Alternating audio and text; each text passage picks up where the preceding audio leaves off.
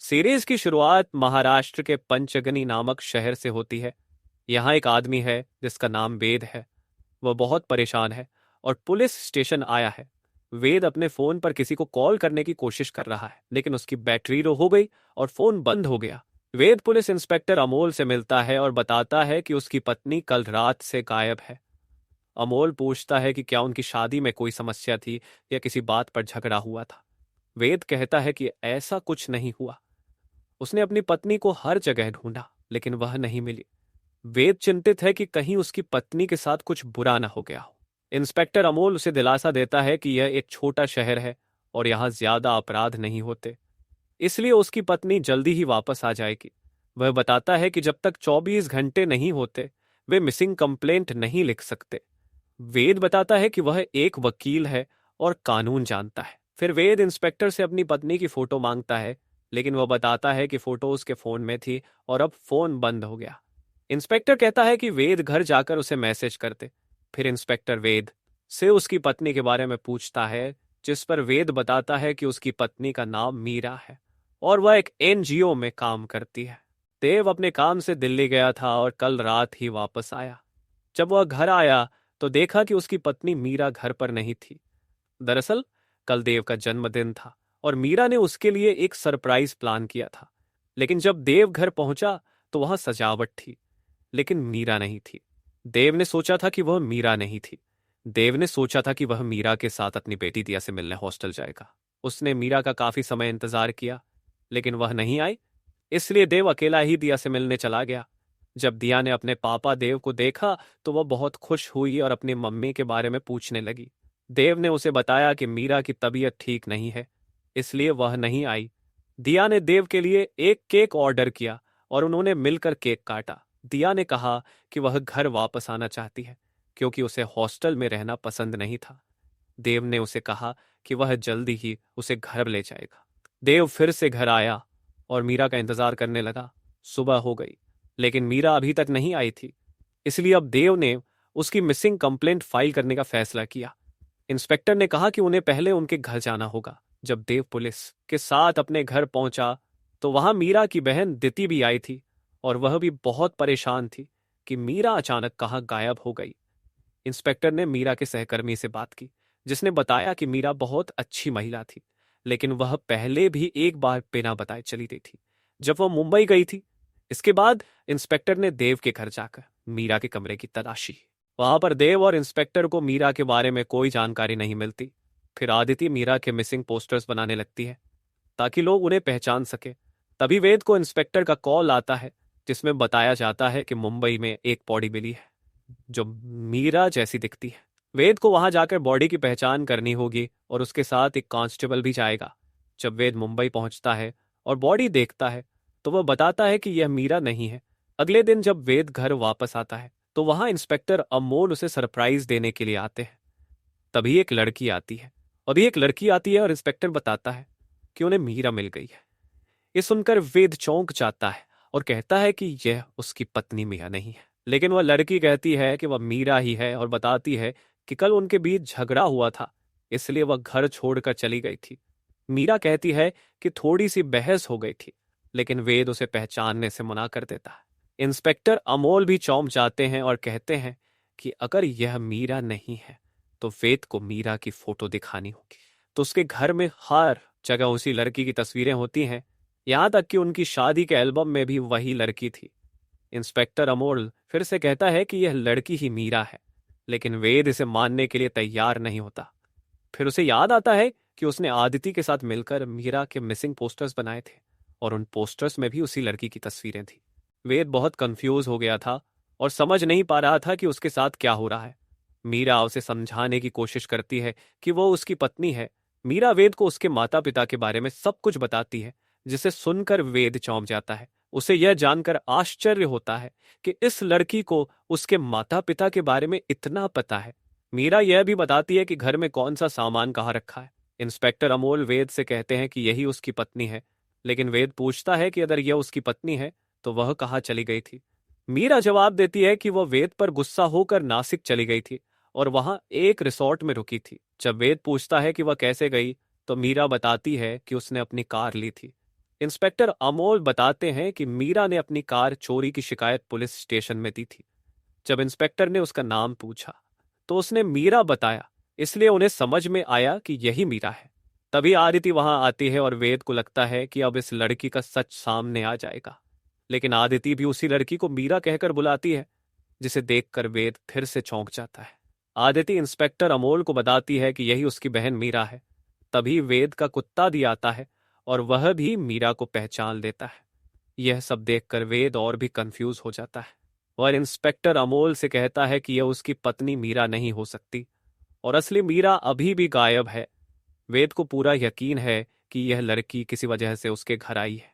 Inspector Amol उसे सलाह देते हैं कि वह रात को मीरा से अकेले में सब कुछ पूछे और उससे यह भी पूछे कि उसे क्या चाहिए, फिर देखे कि वह क्या जवाब देती है। वेद रात को मीरा से पूछता है कि वह यहाँ क्यों आई है और उसे क्या चाहिए।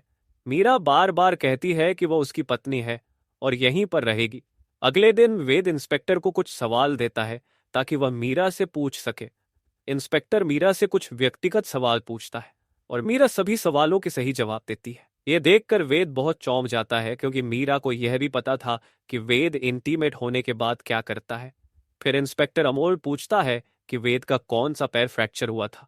मीरा जवाब देती है कि वेद का कोई पैर फ्रैक्चर नहीं हुआ था और यह भी सही होता है। इस पर वेद काफी फ्रस्ट्रेट हो जाता है और उसे मीरा को कुछ सुनाना था। तभी उसे दिया का कॉल आता है। मीरा कहती है कि वह दिया से बात करना चाहती है। जब मीरा दिया से बात कर रही थी तो दिया कहती है कि उसकी आवाज बहुत बदल गई है। मीरा बताती है कि वह बीमार हो गई थी जिससे उसकी आवाज बदल गई। यह सुनकर वेद सोचता है कि वह दिया को यहां लाएगा क्योंकि दिया ही बताएगी कि यह लड़की उसकी मम्मी नहीं है। इसलिए वेद दिया के हॉस्टल जाता है, लेकिन प्रिंसिपल उसे बताती है कि वह दिया को नहीं भेज सकती क्योंकि उसके कल से पेपर शुरू होने वाले हैं। इसलिए वेद वहां से बाहर निकल आता है। लेकिन रात को फिर से वेद दिया के हॉस्टल जाता है। वेद ने दिया को हॉस्टल से चुपके से ले लिया और फिर इंस्पेक्टर अमोल को कॉल करके बताया कि वह दिया को लेकर आ रहा है। वह मीरा को भी बुलाएगा ताकि दिया पहचान सके कि क्या यह उसकी माँ है। जब मीरा वहां आती है तो दिया उसे ही माँ कहकर बुलाती है। यह देखकर सबको यकीन हो जाता है कि मीरा ही दिया की माँ है। लेकिन वेद अभी भी इस बात पर विश्वास नहीं कर रहा था। उसे लगता है कि यह महिला चालाकी से यहां आई है और उसे जल्दी से इसका सच सबके सामने लाना होगा। तभी दिया की प्रिंसिपल आती हैं और परेशान होती है क्योंकि दिया हॉस्टल से गायब हो गई थी। जब उन्हें पता चलता है कि वेद दिया को लेकर गया था तो वे बहुत गुस्सा हो जाती है। लेकिन मीरा किसी तरह से उन्हें शांत कर देती है और प्रिंसिपल दिया को वापस हॉस्टल ले जाती है। रात को वेद मीरा को धन्यवाद देता है क्योंकि उसने हॉस्टल के मामले को संभाल दिया था। फिर वेद इंस्पेक्टर अमोल के पास जाता है और बताता है कि भले ही सब लोग उस महिला को मीरा कह रहे हों, लेकिन वह अभी भी यकीन करता है कि वह मीरा नहीं हो सकती। इसलिए उसने अपनी बेटी और मीरा के बालों का सैंपल लाया है ताकि उनका डीएनए टेस्ट करवा सके। इंस्पेक्टर अमोल कहते हैं कि वे ऐसे ही डीएनए टेस्ट नहीं करवा सकते और इसमें समय लगेगा। लेकिन वेद कहता है कि वह किसी भी हालात में सच्चाई जानना चाहता है। इंस्पेक्टर अमोल इसके लिए मान जाते हैं। जब वे घर लौटते हैं तो मीरा उसे दवाई देती है। वेद उससे पूछता है कि यह कैसी दवाई है तो मीरा बताती है कि वह पिछले 2 साल से उसकी ट्रीटमेंट कर रही थी। वेद बहुत गुस्से में होता है और चीजें फेंकने लगता है। इसी वजह से उसकी ट्रीटमेंट चल रही थी। यह देखकर वेद मीरा पर गुस्सा होता है और कहता है कि उसे कोई समस्या नहीं है और मीरा उसे जो दवाइयां दे रही है वह समझ नहीं पा रहा। मीरा उसे बताने की कोशिश करती है कि उसकी ट्रीटमेंट सच में चल रही है, लेकिन वेद उसकी बात नहीं सुनता और उसे धक्का दे देता है। तभी आदिति वहां आती है और वेद को ऐसा करते हुए देख लेती है। इसके बाद वेद गुस्से में वहां से चला जाता है। फिर वेद एक प्राइवेट डिटेक्टिव से संपर्क करता है और उससे मिलने जाता है। वह डिटेक्टिव को अपनी सारी समस्याएं बताता है और कहता है कि उसे फर्जी मीरा के बारे में पूरी जानकारी चाहिए। डिटेक्टिव मान जाता है और बताता है कि इंस्पेक्टर अमोल अपने सारे केस खुद ही सॉल्व करते हैं, इसलिए उनके पास कोई केस नहीं आता। लेकिन वह वेद को आश्वासन देता है कि उसका केस वही सॉल्व करेगा। इसके लिए वह 50 रुपए फीस लेता है, जबकि उसकी असली फीस 1 लाख रुपए थी और 50 रुपए एडवांस था। वेद पैसे दे देता है। इसके बाद डिटेक्टिव मीरा का पीछा करने लगता है। वह देखता है कि मीरा आदिति के कैफे में गई थी जहां वह लैपटॉप पर कुछ काम कर रही थी। डिटेक्टिव ने देखा कि मीरा ने अपना पेन ड्राइव आदिति को दिया और फिर वहां से चली गई। जब उसने कैफे में पूछताछ की तो पता चला कि मीरा वहां अक्सर आती जाती थी। अगले दिन जब मीरा ब्रेकफास्ट बना रही होती है तो वेद चुपचाप ब्रेकफास्ट करने लगता है। यह देखकर मीरा भी चौंक जाती है क्योंकि आज वेद ने कोई हंगामा नहीं किया। फिर वेद मीरा से कहता है कि वह हॉस्टल को कॉल लगाए क्योंकि उसे दिया से बात करनी थी। मीरा दिया को कॉल लगाती है और वेद उसके साथ बातें करने लगता है। वेद मीरा के सभी सोशल मीडिया अकाउंट्स अपने मोबाइल में खोलता है ताकि वह देख सके कि मीरा किससे चैट करती है। उसे पता चलता है कि मीरा आज भी आदिति के कैफे जाने वाली थी। वह यह बात डिटेक्टिव को बता देता है और डिटेक्टिव वहां पहुंच जाता है। डिटेक्टिव मीरा पर नजर रखता है लेकिन मीरा उसे देख लेती है और उससे बातें करने लगती है। कुछ समय बाद मीरा अंदर चली जाती है और इसी मौके का फायदा उठाकर डिटेक्टिव उसका लैपटॉप, पेन ड्राइव और बैग ले लेता है। फिर वह ये चीजें वेद को देता है ताकि वेद उन्हें चेक कर सके। लेकिन जब वेद पेन ड्राइव खोलता है तो उसे पता चलता कि उसे ओपन करने के लिए पासवर्ड चाहिए। इसलिए वेद पेन ड्राइव लेकर पुलिस स्टेशन जाता है ताकि इंस्पेक्टर उसकी मदद कर सके। जब वो वहां पहुंचता है तो मीरा पहले से ही वहां थी। वह कंप्लेंट करने आई थी कि उसका बैग और लैपटॉप चोरी हो गए। वेद इंस्पेक्टर को लेकर बाहर आता है और बताता है कि उसके पास एक पेन ड्राइव है जिसमें ऐसी जानकारी हो सकती है कि साबित करे कि ये उसकी पत्नी मीरा नहीं है। इंस्पेक्टर पेन ड्राइव लेकर अंदर जाता है और एक टेक्नीशियन से कहता है कि उसे इसे ओपन करें, लेकिन पेन ड्राइव की सारी फाइल्स कट हो चुकी थी जिससे उन्हें कुछ भी नहीं पता चलता। ये देखकर वेद और भी ज्यादा फ्रस्ट्रेट हो जाता है। मीरा उसे समझाती है कि वेद को अपनी दवाइयां लेनी चाहिए ताकि वह नॉर्मल महसूस करे। साथ ही मीरा कहती है कि वेद को अपना टेस्ट भी करवाना चाहिए क्योंकि उसकी ट्रीटमेंट चल रही थी और कुछ टेस्ट बाकी थे। 2 महीने से वेद टेस्ट करवाने से मना कर रहा था। पुलिस ऑफिसर उसे समझाता है कि अगर वह टेस्ट करवा ले और रिपोर्ट सही आई तो लोग उसकी बातों पर विश्वास करेंगे, नहीं तो लोग उसकी बातों को नहीं मानेंगे। फिर वेद को डिटेक्टिव का कॉल आता है। डिटेक्टिव बताता है कि वह एक जगह जा रहा है जहां उसे इस नकली मीरा के बारे में सारी जानकारी मिलेगी। इसके बाद वेद डॉक्टर के पास जाता है जो उसकी ट्रीटमेंट कर रही थी। डॉक्टर वेद से कहती है कि उसकी मानसिक स्थिति ठीक नहीं है और उसे जल्दी से टेस्ट करवाना होगा। अगर टेस्ट में कोई समस्या आई तो उसे अस्पताल में भर्ती होना पड़ेगा। यह सुनकर वेद डर जाता है और कहता है कि वह नॉर्मल है, लेकिन डॉक्टर कहती हैं कि वह ऐसा कहकर हमेशा टेस्ट टालता रहता है जिससे उसके परिवार को परेशानी हो रही है। अगले दिन मीरा वेद से कहती है कि उसके बहुत सारे सपने थे और वह वेद के साथ बहुत कुछ करना चाहती थी, लेकिन वेद उसे पहचानने से इनकार कर रहा है, इसलिए वह अब उसके साथ नहीं रह सकती। यह सुनकर वेद हंसता है और कहता है कि उसने उससे शादी ही नहीं की, लेकिन अगर वह डिवोर्स चाहती है तो वह देने के लिए तैयार है। वेद किसी भी तरह इस नकली मीरा से पीछा छुड़ाना चाहता था। तभी वेद को डिटेक्टिव का कॉल आता है और वह बताता है कि जो नकली मीरा उसके साथ रह रही है। डिटेक्टिव बताता है कि वह मीरा वेद की पत्नी नहीं हो सकती क्योंकि उस मीरा की शादी 2 साल पहले किसी और से हो चुकी है। यह सुनकर वेद बहुत खुश होता है। डिटेक्टिव उसे कहता है कि वह आकर उसे सारी जानकारी देगा। इसके बाद वेद को डॉक्टर का कॉल आता है। डॉक्टर उसे क्लिनिक बुलाती है और वहां पुलिस ऑफिसर को भी बुलाती है। डॉक्टर बताती है कि वेद की मानसिक स्थिति ठीक नहीं है, इसलिए उसे जल्दी से अस्पताल में भर्ती होना होगा, लेकिन वेद इसके लिए मना कर देता है। जब वेद घर जाता है तो वहां मीरा का वकील आता है। वो वकील बताता है कि उसने डिवोर्स पेपर्स बना लिए हैं। जब वेद उन डॉक्यूमेंट्स को देखता है तो उसे पता चलता है कि दिया की कस्टडी मीरा को मिलने वाली थी और वेद सिर्फ महीने में एक बार दिया से मिल सकता था। यह देखकर वेद बहुत गुस्सा हो जाता है। इसके बाद वेद इंस्पेक्टर को कॉल करता है और पूछता है कि क्या मीरा और दिया की डीएनए रिपोर्ट्स आ गई हैं। इंस्पेक्टर बताता है कि इसमें अभी 3-4 दिन लगेंगे। यह सुनकर वेद तुरंत दिया के हॉस्टल जाता है ताकि उसे वापस ला सके, लेकिन वहां पहुंचने पर उसे पता चलता है कि मीरा दिया को पहले ही ले गई थी। यह सुनकर वेद परेशान हो जाता है और घर लौटता है। वहां वह देखता है कि दिया मीरा के साथ थी और मीरा अपना सामान पैक कर रही थी। मीरा कहती है कि वह और दिया अब यहां से जा रहे हैं और विदेश शिफ्ट होने वाले हैं ताकि वेद उनसे दूर रहे। यह सुनकर वेद गुस्सा हो जाता है और उसे थप्पड़ मारने वाला होता है, लेकिन रुक जाता है क्योंकि वहां दिया भी थी।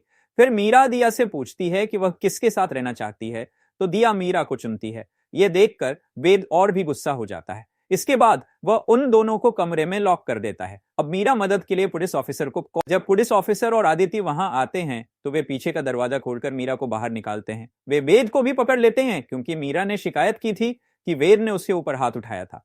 यह सुनकर वेद बहुत गुस्सा हो जाता है और चीजें तोड़ने लगता है। फिर उसे याद आता है कि उसके पास डिटेक्टिव है, इसलिए वह इंस्पेक्टर से कहता है कि डिटेक्टिव के पास मीरा के खिलाफ सबूत है, लेकिन उसे पता चलता है कि वह डिटेक्टिव भी गायब है। यह सब देखकर वेद और भी फ्रस्ट्रेट हो जाता है। पुलिस ऑफिसर उसे कहता है कि उसे मानसिक अस्पताल में भर्ती होना चाहिए, लेकिन वेद इसके लिए मना कर देता है। वेद बार बार यही कहता है कि यह उसकी पत्नी मीरा नहीं है और वह दिया को उसके पास नहीं छोड़ेगा। पुलिस ऑफिसर पूछता है कि अगर यह मीरा नहीं है तो असली मीरा कहां है। वेद जवाब देता है कि असली मीरा मर चुकी है। यह सुनकर सब लोग चौंक जाते हैं। वेद बताता है कि जब वो अपने जन्मदिन पर वापस आया था तो मीरा ने उसके लिए सरप्राइज प्लान किया था, जब वह घर आया तो उसने मीरा से कहा कि वे दोनों दिया से मिलने जाएंगे और उसे वापस घर लाएंगे।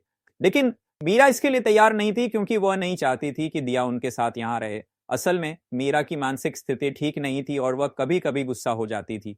वह चीजें तोड़ने लगती थी और किसी पर हमला भी कर सकती थी। इसलिए मीरा नहीं चाहती थी कि दिया उनके साथ रहे। वह सोचती थी कि अगर उसकी वजह से दिया को कुछ हुआ तो वह क्या करेगी। दिया के साथ रहने की वजह से मीरा और वेद में हमेशा झगड़े होते थे। उस दिन भी इसी बात पर दोनों में झगड़ा हुआ और वेद ने खुद को बचाने के लिए मीरा को धक्का दे दिया। इससे मीरा गिर गई और उसे कांच लग गया, जिससे उसकी वहीं पर मौत हो गई।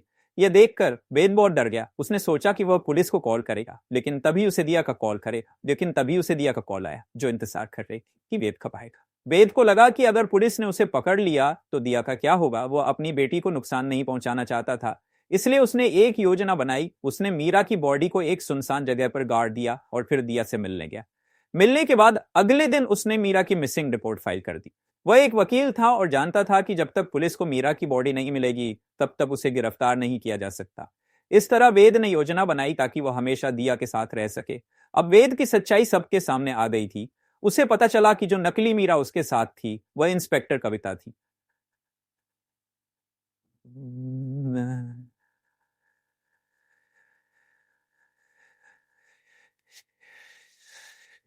पास गई और उसे बताया कि मीरा गायब है।